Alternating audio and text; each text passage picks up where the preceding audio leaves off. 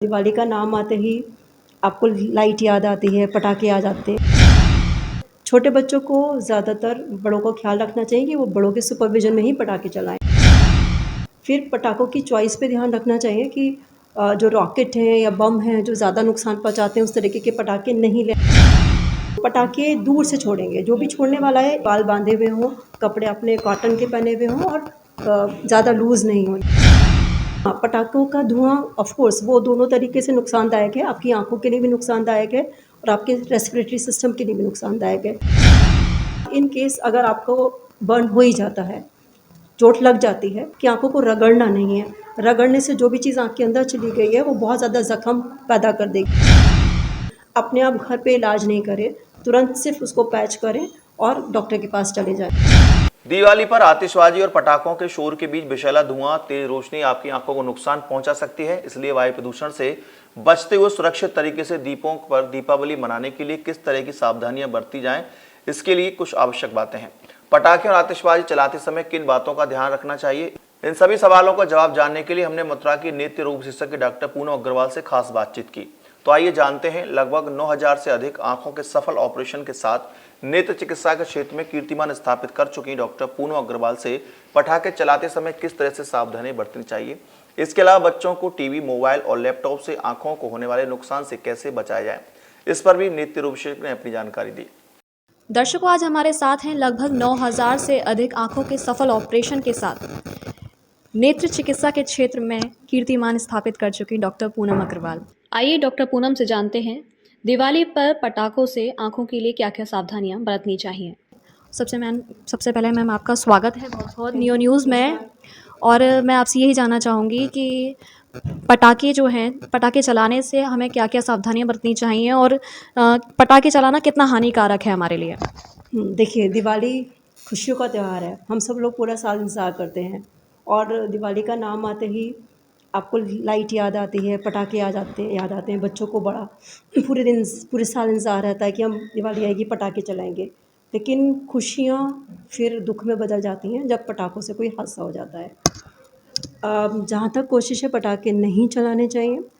अगर बहुत ज़्यादा मन है, चलाना है, तो सुरक्षा से चलाने चाहिए। छोटे बच्चों को ज़्यादातर बड़ों को ख्याल रखना चाहिए कि वो बड़ों के सुपरविज़न में ही पटाखे चलाएँ। अकेले उनको ना छोड़ें पटाखे चलाने के लिए।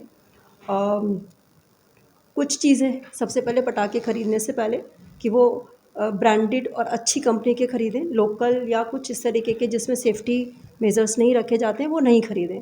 फिर पटाखों की चॉइस पे ध्यान रखना चाहिए कि जो रॉकेट हैं या बम हैं जो ज़्यादा नुकसान पहुँचाते हैं उस तरीके के पटाखे नहीं लें अगर आपको छोटे बच्चों से छुड़वाने हैं। और बड़े भी ना छोड़ें, लेकिन अगर बड़े छोड़ रहे हैं तो वो अपने हिसाब से समझदारी से पटाखे चूज़ कर सकते हैं। फिर जब आप पटाखे छोड़ने जा रहे हैं तब आपको पहले से तैयारी करनी है। हालाँकि कोई नहीं चाहता कि पटाखे छूटें और कोई हादसा हो, लेकिन अगर आप पहले से प्रिपेयर रहेंगे तो कुछ अनहोनी होने पर उसका समाधान आसानी से कर सकेंगे। जैसे एक बाल्टी पानी भर के रख लीजिए जहाँ पटाखे छोड़ने जा रहे हैं। कंबल रख लीजिए, वाटर पाइप आप अरेंज करके रख लीजिए। कुछ लोग फायर एक्सटिंग्विशर्स भी अपने पास रख सकते हैं अगर उनको लगता है कि आस-पास में कुछ इस तरीके का है।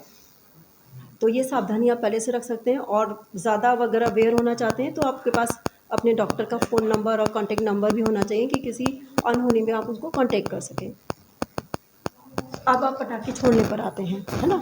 पूरी क्योंकि मैं स्टेप वाइज़ आपको बता रही हूँ। अब आप पटाखे छोड़ने पर आ रहे हैं, तो सबसे पहले खुली जगह में छोड़िए, है ना? अपना और अपने पड़ोसियों का भी ध्यान रखिए और खुली जगह में छोड़िए ताकि नुकसान होने का डर कम रहेगा।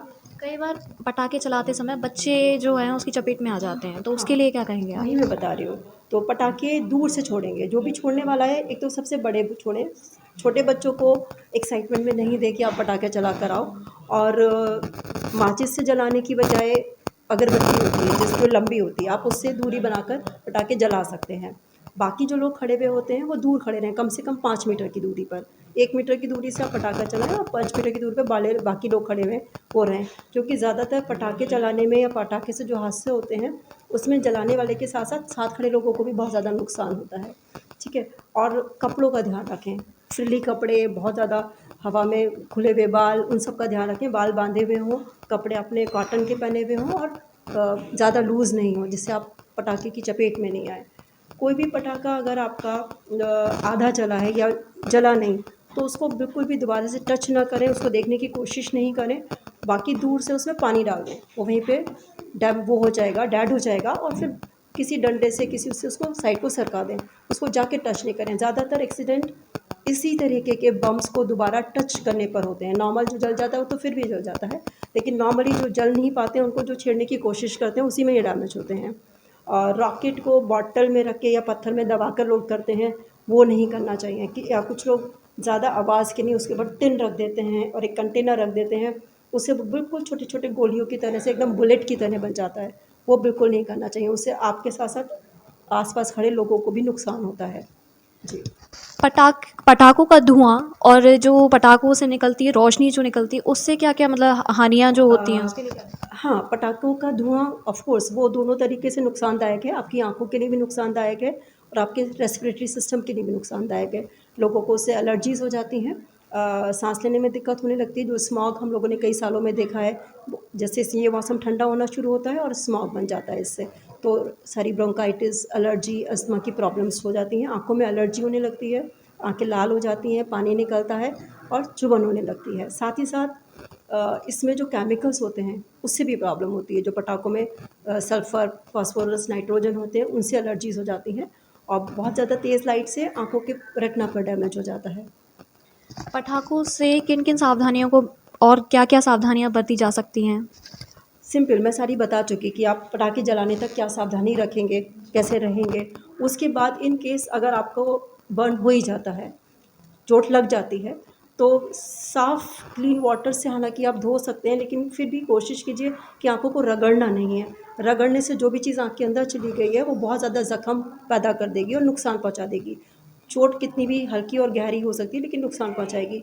अपने आप घर पे इलाज नहीं करें, तुरंत सिर्फ उसको पैच करें और डॉक्टर के पास चले जाएँ।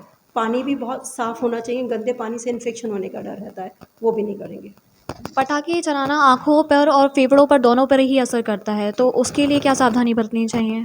सेम आप मास्क लगा सकते हैं स्मोक को इन्हेल करने से, ताकि आप बचें, और आँखों को के धुएँ से बचाने के लिए आप गॉगल्स का इस्तेमाल कर सकते हैं। और नॉर्मली इस दिवाली के बाद मौसम में पॉल्यूशन लेवल बढ़ जाता है थोड़ा सा, तो आप लुब्रिकेंट ड्रॉप डाल सकते हैं आँखों में जलन से बचने के लिए। ये तो हुई दिवाली की बात। जी। सामान्य तौर पर क्या क्या सावधानियाँ बरतनी चाहिए आँखों के लिए? अपने लेवल पर जो अभी आजकल ज़्यादा परेशानी है, वो आप लोग सिर्फ स्क्रीन टाइम जो सबसे ज़्यादा परेशानी पैदा कर रहा है कि बहुत ज़्यादा स्क्रीन टाइम जो बढ़ गया है। कुछ लोगों का जॉब की वजह से मजबूरी है और कुछ लोग एंटरटेनमेंट में इस्तेमाल करते हैं, तो उन सब से ओवरऑल हर चीज़ पे असर पड़ रहा है। आँखों की रोशनी पे असर पड़ रहा है, आपके बॉडी पोस्चर पे असर पड़ रहा है, आपकी मेंटल हेल्थ पे असर पड़ रहा है। आँखें ड्राई हो रही हैं, टीयर फिल्म हमारी सूख जाती है, तो कॉर्निया ड्राई हो रही है, जिससे अल्टीमेट इफ़ेक्ट पड़ता है। तो इस जो मजबूरी है, काम तो करना पड़ेगा, लेकिन बीच-बीच में अपनी आँखों को रेस्ट दीजिए। आप 30 मिनट्स के बाद 5 मिनट के लिए अपनी आँखों को रेस्ट दे सकते हैं, दूर का देख सकते हैं, उठ के जा सकते हैं, उससे उसका इम्पैक्ट उतना ज़्यादा नहीं आएगा। मोबाइल, टीवी, लैपटॉप ये सभी बच्चे आजकल बहुत ज़्यादा देख रहे हैं और इनका हाँ, इन सब का इफ़ेक्ट बहुत ज़्यादा लोगों पे पड़ रहा है, बच्चों पे पड़ रहा है और अभी बहुत छोटी उम्र में ही बच्चे आँखों के लिए मतलब आप डॉक्टर्स के पास आते हैं और काफ़ी ज़्यादा परेशान भी होते हैं, आँखों से जलन होती है उनके लिए, तो उसके लिए आप बच्चों के लिए क्या मैसेज देंगे? सेम मैसेज कि बच्चों को तो खैर नहीं दीजिए, बच्चों की आँखें बहुत डेलिकेट होती हैं और वो फॉर्मेटिव ईयर्स में होते हैं, तो लगातार इंटेंस नियर वर्क करने से बच्चों की आँखों का नंबर तेज़ी से गिरता है। तो ये एक स्टडी भी है कि अगर आप 45 मिनट से ज़्यादा इंटेंस नियर वर्क करते हैं, चाहे वो मोबाइल देखने के फॉर्म में हो या फाइन आर्ट्स करने के फॉर्म में हो या स्टडीज़ करने के फॉर्म में हो, तो आपके चश्मे का नंबर तेज़ी से बढ़ सकता है। तो उसको अवॉइड करना चाहिए। उसका तरीका यही है कि आप 15-20 मिनट के बाद अपनी आँखों को उस जगह से हटा लें। नॉर्मली पढ़ाई करते समय बच्चे शायद इतना कंसंट्रेशन नहीं दे पाते होंगे, जितना कि सिर्फ मोबाइल देखते वक्त करते हैं, इसलिए मोबाइल ज़्यादा हार्मफुल है। तो मोबाइल आप बच्चों को दीजिए, नहीं मानेंगे वो, आजकल पेरेंट्स बड़े हेल्पलेस हैं इस मामले में। तो 15 मिनट देखें, 15 मिनट के बाद उनको कीजिए आप 10 मिनट का रेस्ट करिए, उसके बाद फिर आप इस्तेमाल कर सकते हैं। हालाँकि बच्चे नहीं मानते हैं और कंटिन्यूअसली देखते हैं मोबाइल, फ़ोन, लैपटॉप ये सब, तो उसके लिए कोई ऐसा उपाय जो जिसको बच्चे फ़ॉलो कर सकें? देखो ये तो अच्छी बात नहीं है। कंटिन्यूअसली देखना तो बिल्कुल नहीं सही है, इसके लिए कोई उपाय भी नहीं बताया जा सकता। उपाय बताना गलत होगा और ज़्यादा से ज़्यादा आप एंटी रिफ्लेक्टिव ग्लासेस या ब्लू कट ग्लासेस लगा सकते हैं। जी। धन्यवाद मैम। अभी तक हमारे साथ में थी पूनम अग्रवाल मैम, तो उन्होंने हमें बताया दीपावली पर किस किस क्या क्या सावधानियां हमें बरतनी चाहिए और नॉर्मल भी हमें क्या क्या सावधानियां आँखों के लिए बरतनी चाहिए। तो आप लोग भी अपने घर पर दिवाली बनाएं, लेकिन सावधानी के साथ।